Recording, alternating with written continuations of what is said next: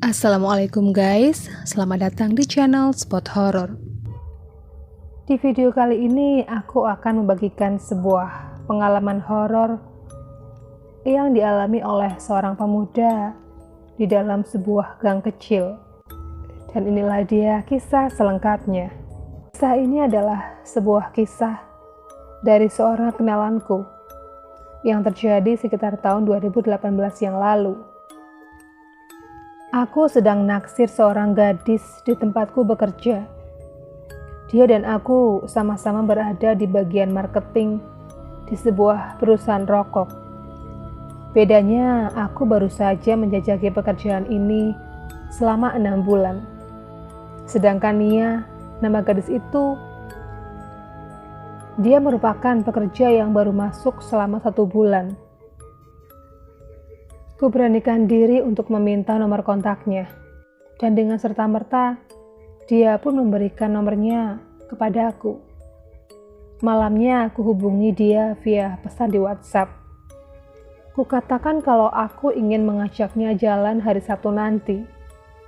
Kebetulan di hari itu, aku mendapatkan undangan dari teman yang menikah pada sore harinya. Dan niatku sekalian untuk meminta Nia agar mau menemaniku pergi ke sana. Ternyata dia mau ikut bersamaku nanti. Senang sekali rasanya bisa membawa seorang gadis cantik dan cakep seperti Nia ke undangan. Akhirnya dia pun memberikan alamat rumahnya, dan kupastikan aku akan datang menjemputnya di waktu yang sudah ditetapkan. Sabtu itu hujan turun dengan sangat derasnya dari siang. Aku melongo melihat situasi. Bisa-bisa aku batal pergi ke undangan teman. Bisa-bisa batal juga mengajak Nia jalan-jalan. Hujannya masih mengguyur hingga pukul 4 sore. Dan mulai mereda ketika hampir pukul 5 sore. Kuputuskan untuk pergi menjemput Nia di rumahnya. Masalah dia masih mau ikut atau tidak, aku tak mau memikirkan. Yang penting aku mau menemuinya saja dulu. Gerimis masih menderai ketika aku pacu motorku di sore hari itu. Kususuri jalan menuju ke rumah Nia berdasarkan alamat yang diberikannya kepadaku kemarin. Sekitar 40 menit perjalanan, aku pun sampai di depan sebuah gang. Aku gas pelan motor ini memasuki gang tersebut. Jalannya termasuk sempit dan banyak juga lubang di mana-mana. Air menggenang cukup banyak dikarenakan hujan tadi. Saat aku masuk ke dalamnya, hari memang menjelang gelap. Gak nyangka juga sih, Nia tinggal di daerah yang kayak gini batinku. Kalau melihat berdasarkan penampilannya sih, dia seperti orang yang tinggalnya di sebuah perumahan elit, kata batinku lagi. Gang ini lengang dan sepi sekali. Dari semenjak aku masuk ke dalamnya, tak nampak ada satupun kendaraan yang melintas atau orang yang melintas di gang itu. Mungkin dikarenakan hujan juga, membuat orang-orang jadi malas untuk keluar rumah. Dan jalannya juga serasa panjang dan lama. Aku khawatir kalau aku telah melewatkan rumahnya Nia. Tetapi jika berdasarkan alamatnya, rumahnya tersebut masih cukup jauh dari sini. Kujalankan pelan motorku karena aku belum mau menyerah untuk menemukan kediamannya.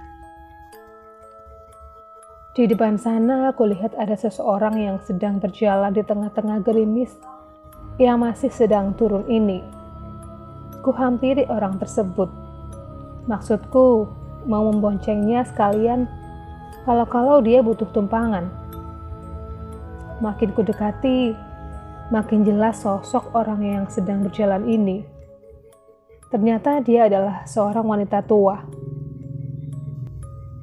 Di tangannya ditenteng sebuah kantong plastik hitam, dan di tangan yang lainnya dia membawa sebuah jerigen berukuran kecil. Kepalanya tertutup oleh topi caping. Mungkin untuk menghindari air hujan, jalannya pun tertatih-tatih. Kasian banget, pikirku. Jam segini masih berkeliaran di luar rumah, mana hujan lagi. Ayo Nek, biar ku antar, kataku sambil menghentikan motor di dekatnya. Sejenak, dia menatapku. Saat dia mengangkat kepalanya, terlihat kalau mata di sebelah kirinya telah rusak. Lalu dia tersenyum.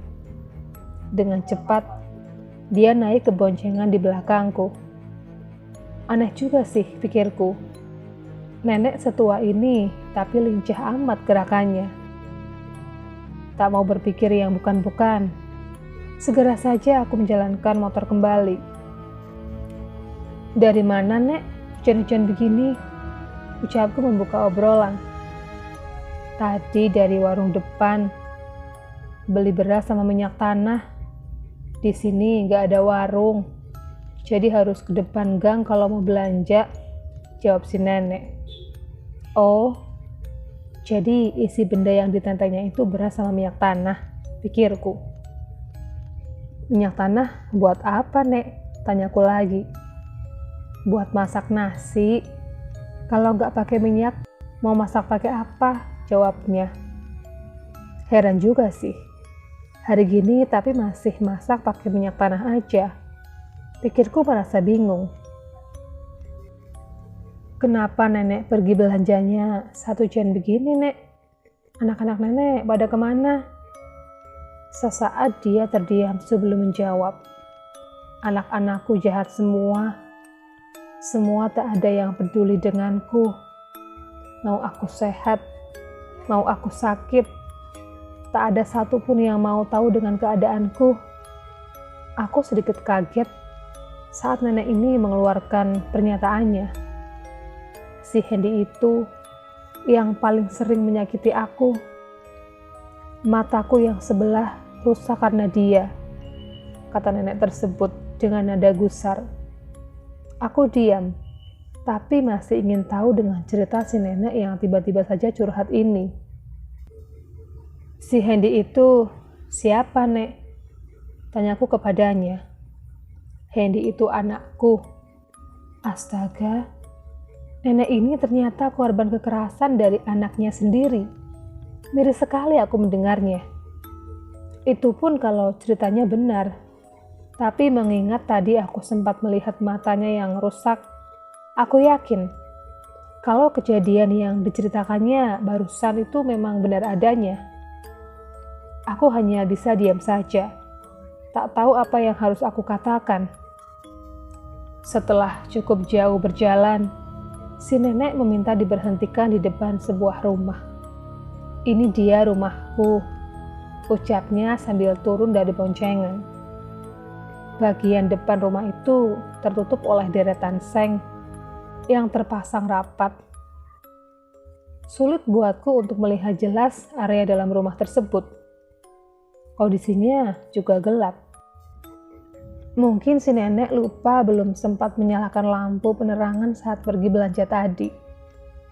Makasih ya atas tumpangannya, kata si nenek sambil tersenyum. Terharu juga aku melihat nenek ini yang sepertinya dalam keadaan tekanan batin atas kelakuan anak-anaknya. Ingin rasanya melakukan sesuatu buat orang tua ini, tapi aku sendiri juga bingung apa yang harus kulakukan untuknya. Sama-sama, Nek. Hanya itu saja yang bisa kukatakan. Dia beranjak ke arah rumahnya. Tetapi dia berbalik lagi sambil berkata sesuatu kepadaku. Jangan kau dekati anak itu. Dia bukan perempuan yang pantas untukmu. Si nenek sudah keburu masuk ke balik pagar seng di depan rumah. Sebelum sempat aku bertanya apa maksud ucapannya. Beberapa menit kemudian, tibalah aku di tempat tujuan, yaitu rumah Nia. Hampir saja aku melupakan rencana untuk membawanya ke undangan. Kalau aku tak melihat Nia yang sudah berdandan siap untuk pergi. Mukanya bertekuk. Mungkin marah karena aku datang terlambat. Aku pun menjelaskan tentang hujan sepanjang siang tadi dan juga pertemuanku dengan seorang nenek barusan. Dia terlihat heran. Nenek-nenek. Di gang ini perasaan gak ada nenek katanya. Ku sebutkan ciri-ciri si nenek yang kujumpai tadi kepada Nia. Karena sebagai seorang warga gang ini juga, seharusnya dia kenal dengan sosok beliau. Saat ku singgung mengenai mata si nenek yang rusak, ekspresinya sedikit berubah. Dia jadi agak ketakutan. Matanya rusak sebelah, tanya Nia. Dia membawa kantong berisi beras dan jerigen minyak tanah. Aku mengiyakan. Kukatakan bahwa aku juga mengantarkannya sampai ke depan rumahnya.